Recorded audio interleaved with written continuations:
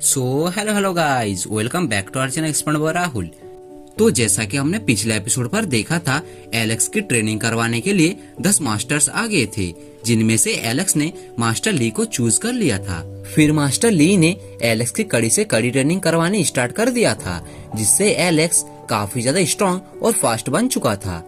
फिर मास्टर ली का 1 साल पूरा हो जाने की वजह से वो वहाँ से चले गए थे। अब आगे तो नेक्स्ट एपिसोड की स्टार्टिंग पे हम देखते हैं, मास्टर ली सीधा एलेक्स के डैड के पास आ गए थे। फिर वो किंग डाई को एलेक्स की सारी सिचुएशन बता देते हैं और उससे ये भी कहते हैं वो बहुत ही अच्छा कर रहा है, साथ ही साथ वो बहुत ही ज्यादा मेहनती है। उसके डैड अपने बेटे की इतनी ज्यादा तारीफ सुनकर काफी ज्यादा खुश हो जाते हैं। साथ ही वो यहाँ पर मास्टर ली से सवाल करते हैं कि मेरे बेटे को एक्सटर्नल टेक्निक सीखने के लिए और कितना टाइम लगेगा। अब मास्टर ली का दिया हुआ जवाब उन्हें बिल्कुल भी अच्छा नहीं लगता, क्योंकि मास्टर ली उन्हें बताते हैं कि इसे सीखने में कम से कम 36 साल लगता है, क्योंकि इंटरनल टेक्निक की वजह से हम अपने बॉडी में एनर्जी स्टोर करके अपनी कल्टीवेशन को बहुत ही आसानी के साथ कर सकते हैं, जबकि एक्सटर्नल टेक्निक बहुत ही ज्यादा डिफिकल्ट होता है। ये बात सुनकर किंग डाई काफी ज्यादा परेशान हो गए थे, क्योंकि वो अपने बेटे को अपने पास जल्द से जल्द लाना चाहते थे, लेकिन वो अभी चाहकर भी ऐसा नहीं कर सकते। अब दूसरी तरफ हम एलेक्स को देखते हैं, जो पहले से भी कई गुना ज्यादा सख्त से सख्त ट्रेनिंग कर रहा था, लेकिन धीरे धीरे उसे एहसास होता है ये ट्रेनिंग उसके कुछ ज्यादा खास काम नहीं आ रहा है। उसकी बॉडी तो धीरे धीरे स्ट्रॉन्ग बन रहा है, लेकिन उसकी स्पीड अभी तक वैसे का वैसा ही है। इसीलिए वो कुछ सोचता है, चाहे कुछ भी हो जाए, मुझे अपनी स्पीड को किसी भी हालत में बढ़ाना ही होगा। और इसी सवाल का आंसर जानने के लिए वो अपने ग्रैंडफादर के दिए हुए स्कूल्स को पढ़ने की कोशिश करता है, जहां उन्हें पढ़ने के बाद उसे मालूम होता है स्पीड को हासिल करने के लिए आपको इंटरनल एनर्जी की जरूरत पड़ेगी। ये बात जानकर वो थोड़ी देर के लिए परेशान हो गया था। फिर वो थोड़ी देर के लिए बैठकर कल्टीवेशन स्टार्ट कर देता है, ताकि वो इंटरनल एनर्जी को स्टोर करके अपने बॉडी में जमा कर सके।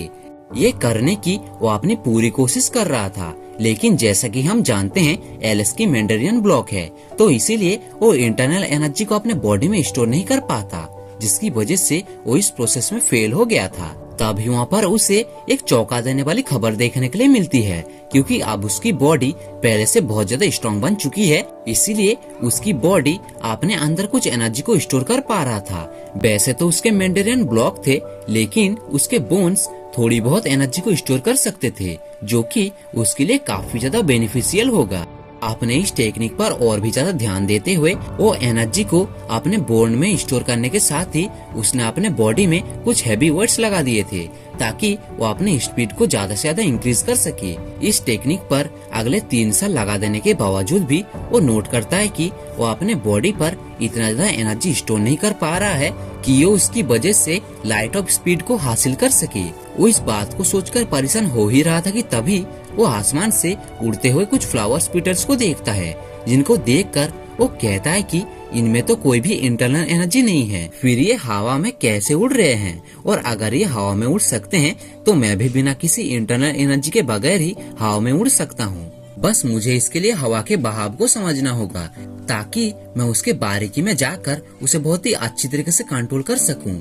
और वो बिल्कुल ऐसा ही करता है, जिसकी वजह से वो अपनी लाइफ में पहली बार हवा में फ्लो कर पा रहा था, जो देखकर उसके ग्रैंडपा काफी ज्यादा खुश हो गए थे। अपने इस टेक्निक को और भी ज्यादा बेहतर तरीके से सीखने के लिए वो उसी डीमन वुल्फ के पास चला जाता है, जहाँ पर उसकी रफ्तार पहले से काफी ज्यादा हो चुकी थी, साथ ही साथ वो हवा में फ्लो भी कर पा रहा था। अपने इस कमाल के टेक्निक को वो शैडो डांसिंग टेक्निक का नाम देता है, क्योंकि इसकी वजह से ही उसने लाइट ऑफ स्पीड को हासिल कर लिया था।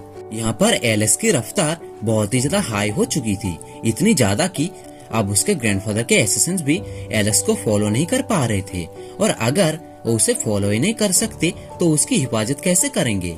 इसीलिए वो एलेक्स के ग्रैंडफादर से कहते हैं, अब हमारे यहाँ पर कोई भी जरूरत नहीं है, अब तो हम एलेक्स को फॉलो तक नहीं कर पा रहे हैं। ये कहने के बाद वो वहाँ से वापस किंग डाई के पास चले जाते हैं, क्योंकि उन असिस्टेंट्स को किंग डाई ने ही एलेक्स के ग्रैंडफादर के पास भेजा था, ताकि वो एलेक्स को बचपन से ही प्रोटेक्ट कर सके। अब किंग डाई ये सारी बातें जानने के बाद वो अपने बेटे पर काफी ज्यादा प्राउड महसूस करते हैं। दूसरी तरफ हम एलेक्स को देखते हैं जो अपनी ट्रेनिंग करने के लिए कुछ स्टैचू वॉरियर से फाइट करना स्टार्ट कर दिया था। इस फाइट के दौरान उसे महसूस होता है शायद मुझे भी अपने पास एक स्पेशल वेपन रखना चाहिए, लेकिन कौन सा वेपन वो रखेगा उसके लिए वो अपने ग्रैंडफादर के दिए हुए स्कूल्स को देखने लगता है। वहाँ पर उसे एक बहुत ही ज्यादा खतरनाक एसेसन काई के बारे में जानने के लिए मिलता है। वो एसेसन इतना ज्यादा खतरनाक था कि उसके बेहतरीन तलवारबाजी में कोई भी उसका मुकाबला नहीं कर सकता था।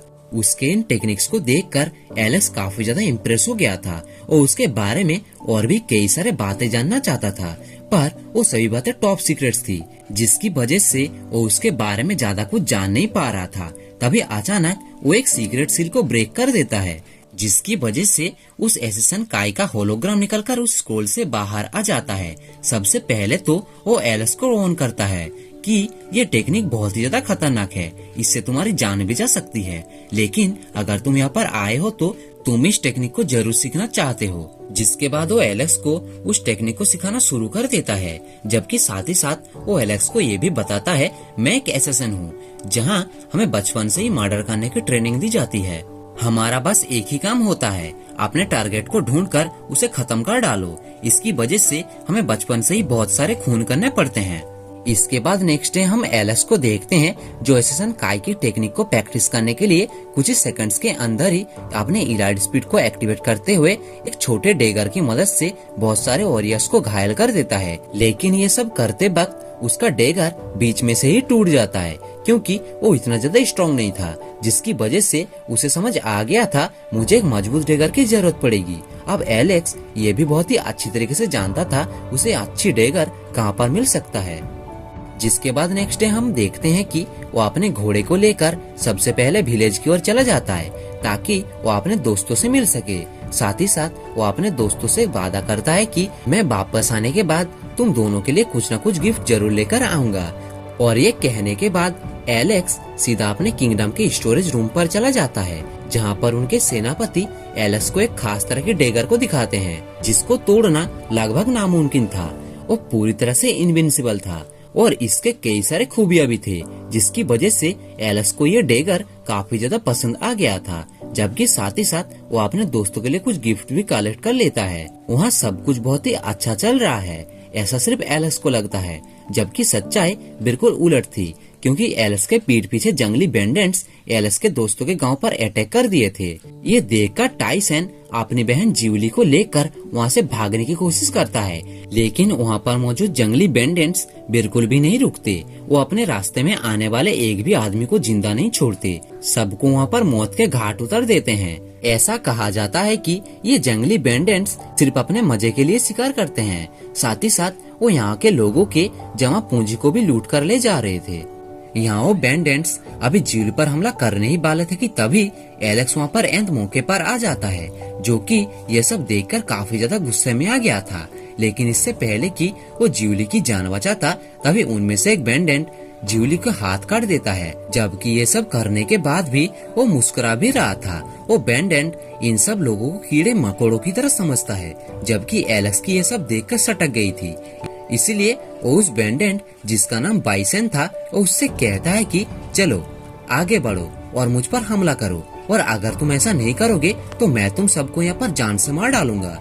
जो सुनकर बाइसन मुस्कुराते हुए कहता है तुम जैसा एक छोटा बच्चा मुझे कभी भी नहीं हरा सकता, लेकिन अभी तुमने ऐसी बात करने की जरूरत की है, इसीलिए अभी तुम्हें यहाँ पर मरना होगा। वो ये कहते हुए बड़ी तेजी के साथ एलेक्स पर अटैक कर देता है, लेकिन यहाँ पर एलेक्स काफी ज्यादा गुस्से में था, जिसकी वजह से वो बाइसन को कुत्ते की तरह पीटने लगता है। इसकी वजह से उसके शरीर की सभी हड्डियां टूट चुकी थी और उसकी सभी हड्डियां टूट जाने की वजह से वो वहीं पर ही तड़प तड़प कर मारा जाता है। अब ये सब देखकर उसके गैंग के लोग काफी ज्यादा डर जाते हैं और दुम दबाकर वहाँ से भाग जाते हैं। अब टाइसन ये सब देखकर काफी ज्यादा गुस्से में आ गया था। वो एलेक्स से कहता है कि आखिर तुम इन लोगों को यूं ही यहाँ से जिंदा कैसे जाने दे सकते हो। जिस पर एलेक्स बहुत निराश होते हुए कहता है कि सारे के सारे बुरे लोगों को मारकर हम कभी भी बुराई को खत्म नहीं कर सकते, बल्कि हमें प्यार की मदद से इन सभी का दिल जीतना होगा। लेकिन टाइसन उसके इस बात से बिल्कुल भी एग्री नहीं था। और उससे कहता है कि तुमने आज बहुत सारे बुरे इंसानों को छोड़ दिया, कल वो 100 अच्छे इंसानों को जान से मार डालेंगे, लेकिन तुम ये बात कभी भी समझ नहीं पाओगे क्योंकि तुम एक प्रिंस हो और तुम्हें कभी भी इस तरह की मुश्किलें झेलनी नहीं पड़ती है। फिर सीन शिफ्ट होता है और हमें रात का सीन दिखाया जाता है जहाँ एलेक्स टाइसन से कहता है, चलो ज्यूली को लेकर मेरे साथ मेरे विला चलो, क्योंकि अभी ज्यूली की हालत बहुत ज्यादा खराब हो चुकी है, इसीलिए हमें जल्द से जल्द इसकी इलाज करना होगा, नहीं तो हम दोनों ही इसे खो देंगे। लेकिन इससे पहले कि ये लोग यहाँ से बाहर निकल पाते, वहाँ पर वो सारे बैंडेंट्स दोबारा से वापस आ जाते हैं। साथ ही साथ इस बार उनका लीडर भी था। अब वो लीडर अपने सामने एलेक्स को देखकर कहता है, आज तुमने यहाँ पर एक बहुत बड़ी गलती कर दी है, तुमने मेरे एक साथी को मार डाला, इसकी वजह से आज तुम्हें यहाँ पर मौजूद सारे के सारे गाँव वासियों की मौत देखनी पड़ेगी।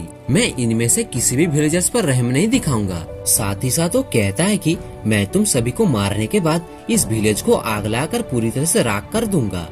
वो ये कहने के साथ ही अपने लोगों से कहकर लोगों को मारने के साथ साथ विलेज पर आग लगाना भी स्टार्ट कर देता है। एलेक्स अब अपने सामने के नजारे को देखकर अपनी गलती को समझ जाता है, इसीलिए वो टाइसन से कहता है, तुमने बिल्कुल ठीक कहा था, अगर 100 लोग बुरे हैं तो हमें 100 के 100 लोगों को ही जान से मार डालना चाहिए, इन्हें रहम करने की कोई भी जरूरत नहीं है। ये सभी बातें सुनकर लीडर ऊ को काफी ज्यादा गुस्सा आ गया था, जिसकी वजह से वो कहता है कि पहले मैं सभी विलेजर्स को मार डालूंगा, उसके बाद तुम्हें। वो ये कहने के साथ ही अपने सारे के सारे आदमियों को विलेजर्स को मारने का हुक्म दे देता है। साथ ही साथ वो एलेक्स के साथ hand to hand combat fight करना स्टार्ट भी कर देता है, जहां एलेक्स अपनी पूरी ताकत लगाते हुए उस लीडर को मारने की कोशिश कर रहा था, लेकिन उसका एक भी अटैक उस लीडर के ऊपर कोई भी असर नहीं करता। ये देखकर एलेक्स समझ जाता है उस लीडर की बॉडी काफी ज्यादा स्ट्रॉन्ग है, मुझे कुछ और सोचना होगा, लेकिन अभी के लिए उसे बाकी के विलेजर्स को बचाना होगा। वो अपने शैडो डांसिंग टेक्निक का इस्तेमाल करते हुए उन विलेजर्स को बचाने के लिए उन बैंडेंट्स को मारना स्टार्ट कर देता है। ये देखकर उस लीडर ऊ को काफी ज्यादा गुस्सा आ गया था। वो अपने ब्लेड का इस्तेमाल करते हुए एलेक्स पर अटैक करना स्टार्ट कर देता है, लेकिन एलेक्स की स्पीड काफी ज्यादा हाई थी। वो पहले तो अपनी स्पीड का इस्तेमाल करके खुद को उस ब्लेड से बचाने की कोशिश करता है, लेकिन अब उस बैंडेंट किंग को काफी ज्यादा गुस्सा आ गया था, इसीलिए वो अपने फुल पावर्स का इस्तेमाल करते हुए अपने घोड़े से उतरकर एलेक्स पर अटैक करना स्टार्ट कर देता है। एलेक्स ये देखकर काफी ज्यादा हैरान था कि उसकी बॉडी इतने ज्यादा भारी होने के बावजूद भी उसकी स्पीड इतनी ज्यादा हाई कैसे है, क्योंकि एलेक्स अपनी फुल स्पीड का इस्तेमाल करने के बावजूद भी उसके अटैक्स को डॉज नहीं कर पा रहा था, इसीलिए वो एलेक्स को काफी बुरी तरह से पीटता है। यहाँ एलेक्स की ऐसी हालत को देखकर वहाँ पर मौजूद सारे के सारे विलेजर्स काफी ज्यादा परेशान हो गए थे, जबकि एलेक्स भी काफी ज्यादा जख्मी हो गया था। लेकिन तभी अचानक वो मौका पाकर एसेसन काई की सीक्रेट टेक्निक का इस्तेमाल करके अपनी छुपी हुई डेगर को निकालकर बड़ी तेजी के साथ लीडर ऊ की गला काट देता है, इसकी वजह से बैंडेंट किंग वहीं पर जान से मारा गया था। अब एलेक्स अपने सामने के नजरे को देखकर बहुत ही अच्छी तरीके से समझ गया था मुझे अपने तरीकों को बदलने होंगे, यानी कि वह भी खुद को बेरहम कातिल हत्यारा बनाने की इरादा बना चुका था। और इसके बाद हमें 10 साल बाद का सीन दिखाया जाता है, जहां एलेक्स पहले से बड़ा और काफी ज्यादा हैंडसम हो चुका था। इसके साथ साथ हम सेबल को भी देखते हैं, जो पहले से काफी ज्यादा बड़ा और स्ट्रॉन्ग बन चुका था। साथ ही साथ वो एक चील की तरह दिखाई दे रहा था। यहाँ ये दोनों काफी लंबे समय के बाद कल्टीवेशन करके वापस अपने ग्रैंडफादर से मिलने के लिए भिला जा रहे थे। यहाँ पर उसके ग्रैंडफादर काफी लंबे समय के बाद एलेक्स को देखकर काफी ज्यादा खुश हो गए थे। साथ ही साथ वो एलेक्स से कहते हैं कि प्लीज इस बार तुम लेट मत हो जाना, तुम जानते हो कि मैं तुमसे किस बारे में बात कर रहा हूँ।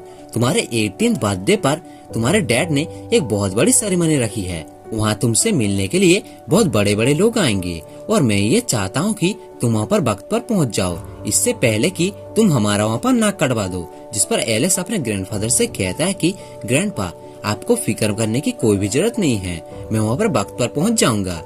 यहाँ ये दोनों कुछ इसी तरह की बातें कर रहे थे कि तभी वहाँ पर ज्यूली भी एलेक्स से मिलने के लिए आ जाती है, क्योंकि एलेक्स बहुत वक्त से अपने घर वापस नहीं आया था। यह साथ ही साथ वो देखता है कि ज्यूली अब पहले से बड़ी और काफी ज्यादा खूबसूरत लड़की बन चुकी है। अब एलेक्स उसे वहाँ पर देखकर काफी ज्यादा खुश हो जाता है, इसीलिए वो उसे वेलकम करते हुए बहुत ही खुश होकर उसके साथ बातें करने लगता है। जिसके बाद सीन शिफ्ट होकर हमें चू डायनेस्टी का सीन दिखाया जाता है, यहाँ हम चू डायनेस्टी के किंग ज़ेंग को देखते हैं, जो सपने में किंग डाई को देख रहा था। किंग डाई को अपने सामने इतने भयानक रूप में देखकर वो काफी ज्यादा घबरा जाता है। इसलिए वो अपने सेनापति से कहता है कि जाओ और जाकर पता लगाओ आखिर किंग डाई हमारे खिलाफ कौन सा प्लानिंग कर रहा है, क्योंकि असल में उसे काफी ज्यादा डर लग रहा था। किंग डाई मेरे चू डायनेस्टी के खिलाफ कोई प्लानिंग तो नहीं कर रहा है। उसका ये हुक्म सुनकर उसका सेनापति कहता है कि जैसा आपका हुक्म। इसके बाद वो इन्फॉर्मेशन लेने के लिए वहाँ से चला जाता है और इसी के साथ एपिसोड 3 और 4 यहीं पर ही एंड हो जाता है। तो मिलते हैं इसके नेक्स्ट एपिसोड पर, तब तक के लिए टाटा बाय बाय।